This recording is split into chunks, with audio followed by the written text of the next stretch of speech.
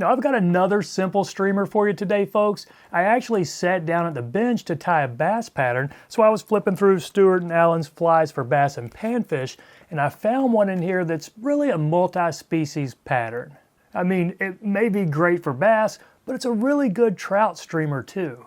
The pattern is a Black Ghost Marabou. The original Black Ghost was created in Maine sometime back in the 1920s, which it's a featherwing streamer, which a lot of you know, featherwings can be a little bit tricky to tie. So this one, with a marabou wing, it is just a bit easier to tie and they still look great in the water. And one of the coolest things about this pattern, or this style of pattern, is that you can imitate pretty much any bait fish you want, just change the colors up. And I will admit that most of the marabou streamers I tie are either with a black or a white wing, but I do tie one with a gray wing and a gray body, a couple of strands crystal flash under the wing. That has done pretty well for me.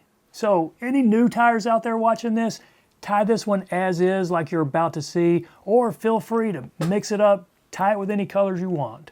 Now it won't be a Black Ghost if you tie it with a red wing, but still, it's an easy pattern to tie, and they can be a lot of fun to fish. So there it is in the vise, a Black Ghost Marabou. Very simple streamer pattern, but just a lot of fun to fish. Now I'm going to tie this on a size 8. This is a 5 extra long, 2 extra heavy streamer hook, not barbless, so I'm going to go ahead and pinch that barb there.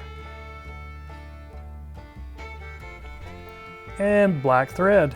This is a 140 denier. Just catch it in somewhere in the middle. You don't have to go all the way up front, but we'll wrap it to the back where we're going to catch in our tail. And the tail, yellow. Just some barbs from strung saddle hackle feather. Doesn't have to be a lot, but you know, enough that you can see it. So we'll go right there, make it kind of long here.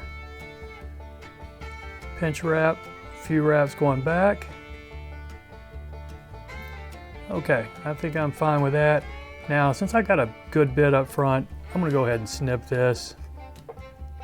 Otherwise, I might end up with, you know, a thick body in the back here. So, open loose wraps, let's go up front. We're going to catch in our rib. Got a medium Mylar tinsel, gold on one side, silver on the other. I'm going to catch it in with the silver side toward the hook, so that when we flip it and wrap it, we will see the silver. Let's see, can I get that on there? There we go. Okay, open loose wraps going back, just try to keep it parallel to your hook there. Now I'm going to show you a tip for doing floss bodies like this.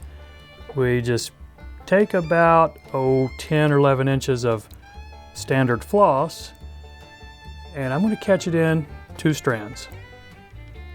It will make wrapping this body a little bit quicker. Okay, so there we go. That is 2 strands. Now, trade-off here, this is not going to be as pretty of a body. Let's get that thing out of the way right there.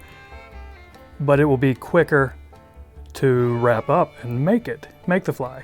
So if I was making an Instagram fly, I would probably have just caught in 1 strand up front, wrapped it down and back up. But this is a fishing fly. So when you catch in 2 strands like this, it's going to save a minute or so of tying. Now you'll see what I'm talking about, how this body will not be as pretty, but you know what? The fish don't care. And I'm tying this for my streamer box to actually fish. Now we just tie it off up here, a couple eye links back, because we got a throat and a wing still. Can you see that? See, I've got a little lump back there and that body's not really smooth, but cool thing about a big wide rib like this, you can hide a lot of imperfections. So just go ahead and wrap this up all the way to the front.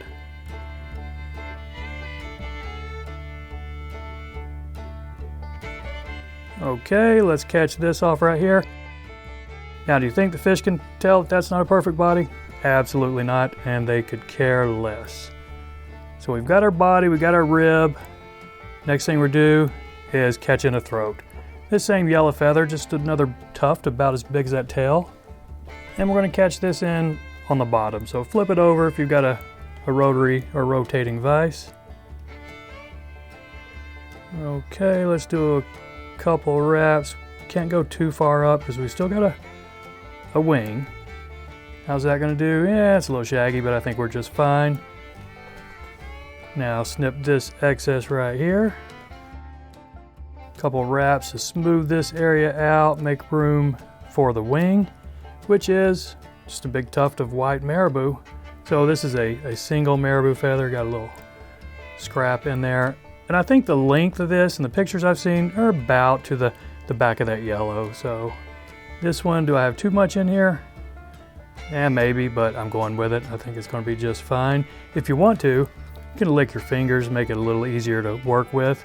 It will fluff back up momentarily anyway. But let's just do a little pinch wrap right here. We'll take a couple, 2 or 3 wraps, take a look at it. Now it might start spinning around on you, so one trick you can do is just put a wrap up under it, wedge it on up in there nice and tight. Now a couple wraps going forward, it should not spin on us. We've got this big tuft up front to snip off, and if you want to, try to cut it a little bit of an angle. That way you can get a nice, arrow-shaped head. Can't always pull that off, but you can try. So we'll take our thread right back up to the eye. Now we're just going to ramp this back up, build a big streamer head. Okay, I got a little bit of white showing under there. I want to try and fix that. Yeah, sure, why not? Now we'll whip finish it right at the back of the head.